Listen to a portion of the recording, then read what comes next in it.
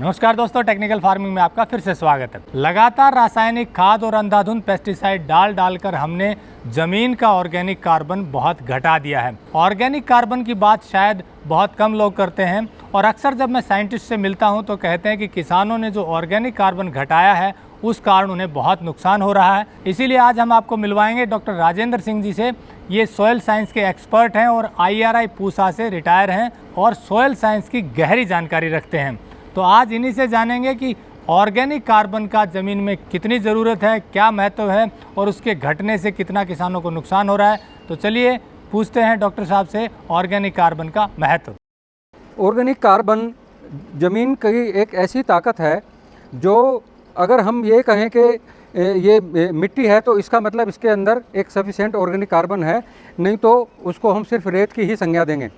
Organic carbon के लिए जितना भी हमारे एटमॉस्फेयर के अंदर कार्बन है, कार्बन डाइऑक्साइड है, इस कार्बन डाइऑक्साइड को हमारे पौधे अपने अंदर फोटोसिंथेसिस या प्रकाश संश्लेषण की क्रिया से अपने अंदर समायोजित करते हैं, ट्रैप करते हैं। और उसी कार्बन डाइऑक्साइड को विभिन्न प्रकार की हम पद्धति को अपना के उनको गलाने के बाद, सड़ाने के बाद या उनको जानवरों को खिलाने के बाद गोबर के रूप में वो एक चक्र पूरा होकर सारी जो कार्बन है वो मिट्टी के अंदर जाती है। लेकिन कहीं ना कहीं किसान अपनी जो उसकी प्रैक्टिसेस हैं उससे भटका हुआ है और वो इस चक्र को अपनी अज्ञानता से तोड़ रहा है। यही वजह है कि इस अज्ञानता के कारण जो ज़मीन के अंदर जो ऑर्गेनिक कार्बन है उसकी मात्रा लगातार घटती जा रही है। और क्योंकि सघन खेती लगातार वो कर रहा है, इसलिए उसका जो प्राकृतिक रूप से जो माइक्रोन्यूट्रिएंट जो सूक्ष्म तत्व हैं उनकी जो विद्यमान थे वो धीरे धीरे कम होते जा रहे हैं। और इस प्रकार उसका जो फूड की क्वालिटी है वो भी, उत्पादन तो बढ़ रहा है लेकिन उसकी क्वालिटी गिरती जा रही है, क्योंकि न्यूट्रिएंट का एक अंश संतुलन जो है ज़मीन के अंदर भी नहीं है और इसी वजह से वो आपकी प्रोडक्ट और आपकी फसल के अंदर भी नहीं है। ऑर्गेनिक कार्बन के लिए मैं कहना चाहूँगा कि मिट्टी की अगर कोई असली ताकत और उसके अंदर जो पौधे को पैदा करने की जो शक्ति पैदा करती है वो ऑर्गेनिक कार्बन ही करती है। जो ऑर्गेनिक कार्बन के अलावा जो भी कुछ हमको मिट्टी में दिखाई देता है वो मिनरल्स या उसके अंदर ग्रेवल्स या कुछ भी हो, वो उसको भौतिक सपोर्ट तो देगा, एक उसको खड़ा करने की तो ताकत तो देगा, लेकिन पौधों को बढ़वार की ताकत नहीं देगा। इसलिए ये बहुत ज़रूरी है कि हम अपनी ज़मीन के अंदर ऑर्गेनिक कार्बन का जो स्तर है उसको बना के रखें और लगातार ये प्रयास रखें कि वो स्थिर होने के बजाय वो धीरे धीरे बढ़े। अभी ऑर्गेनिक कार्बन कहाँ कितना है और कितना होना चाहिए? आदर्श मिट्टी के लिए ये ज़रूरी है कि 0.4 से 0.5% तो कम से कम होना चाहिए। और एक अच्छी पैदावार हमको अगर लेनी है और न्यूट्रिएंट एफिशिएंसी अपने केमिकल फर्टिलाइज़र की भी लेनी है तो 0.5 से 0.7 के बीच में भारत की दशा में हमको ये बना के रखना होगा। अमेरिका, यूरोप में तो वहाँ तो वेजिटेशन और उनकी प्रैक्टिसेस और कुदरती रूप से वहाँ की मिट्टी में 3% तक 5% तक उनके पास वो एक कुदरती धरोहर है। लेकिन हमको उतना तो हम नहीं कर पाएंगे अपनी मिट्टी में, लेकिन हमको 5 से 7% के बीच में लगातार ये प्रैक्टिस को इस्तेमाल करते हुए इसको बना के रखने के लिए बहुत आवश्यक है। कैसे ऑर्गेनिक कार्बन बढ़ा सकते हैं? तो किसी भी क्रॉप के रेजिड्यू को, चाहे वो दाल हो या धान हो या गन्ने की पत्ती हो, उसको हम कोशिश करें कि उसको किसी भी प्रैक्टिस से डिकम्पोजर के द्वारा हम उसी ज़मीन के अंदर इनकॉर्पोरेट करें, क्योंकि जो हवा से कार्बन डाइऑक्साइड उसके अंदर है उसको हमको ज़मीन में पहुंचाना है। जो ज़मीन से लिया है वो ज़मीन को देना है, वो एक कर्ज बन जाता है हमारे ऊपर।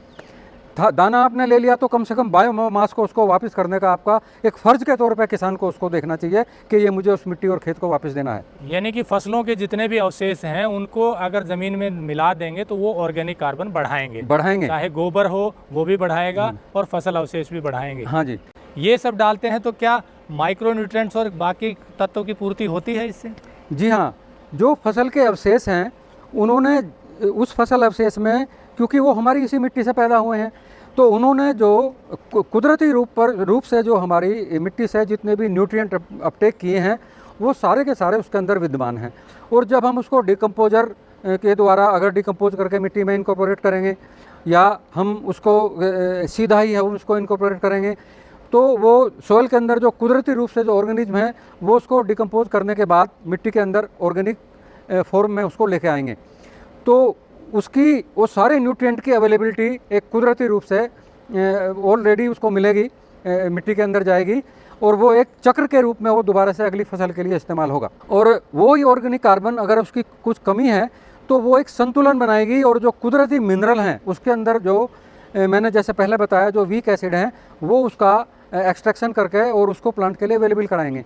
तो इस तरह से सभी 16 के 16 तत्व पौधे को एक, अगर आपकी ऑर्गेनिक कार्बन 0.5% से 0.7% के बीच है तो सभी संतुलित मात्रा में तत्व ये ऑर्गेनिक कार्बन उसको उपलब्ध कराएगी, या तो चक्रीय तरीके से या फिर मिनरल से उसको एक्सट्रैक्ट करके। यानी कि आपकी बाहर की रासायनिक खाद और केमिकल डालने की भी ज़रूरत कम हो जाएगी। कम हो जाएगी, बिल्कुल वो कम हो जाएगी। तो जैसा डॉक्टर साहब ने बताया कि ऑर्गेनिक कार्बन को बढ़ाना बेहद ज़रूरी है। कई इलाकों में ये 0.2, 0.1 तक चला गया है नीचे। इसे 0.5 तक लाने के लिए जो तरीके डॉक्टर साहब ने बताए वो अपनाने बहुत ज़रूरी है। अब धान की कटाई का समय आ रहा है तो मुझे उम्मीद है कि किसान भाई अपनी धान का जो वेस्ट है यानी कि जो पराली है उसे खेत में ही मिलाएंगे।